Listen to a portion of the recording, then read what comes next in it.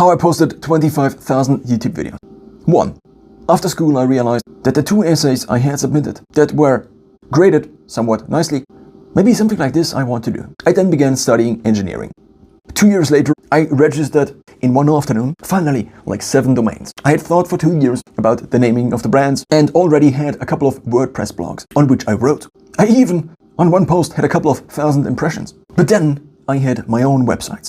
I think 5 to 10, maybe a little bit more, at peak maybe 15, on which I blog. The problem with blogging is that the informational bandwidth per unit of time, both by the writer but also by the reader, is just very low compared to audio, but also compared to video. It's like take a blog post, then you add a couple of visuals, then already it's superior in a way to audio because you cannot see things with audio.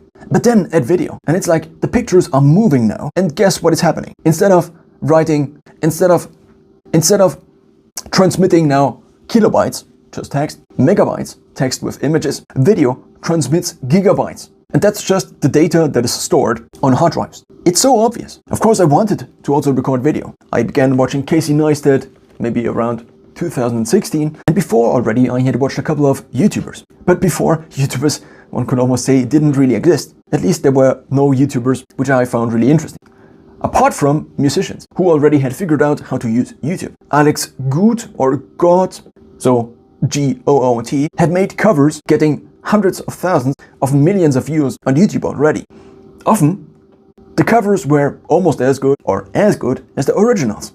I preferred Alex God's, and I think their name is Rise Against the Current, or Rise Against, or Against the Current, cover of A Good Time to the original one. I watched the video so often. The video is also so good. It's like, how could they do this like 15 years ago? But of course, movies also have been made already for quite some time. But that he could figure out what I, at this point in time, could not figure out at all. How to get my singing to a level where it was actually interesting. How to get the cinematography right.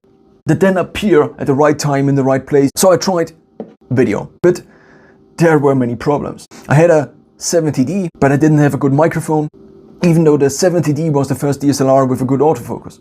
The autofocus also meant that there were focusing noises if I recorded with the internal microphone of the 70D. I just could not solve this. How to create a workflow that actually allows me to record. And I then often tried to record, but my face looked so bloated that I did not want this to be put out.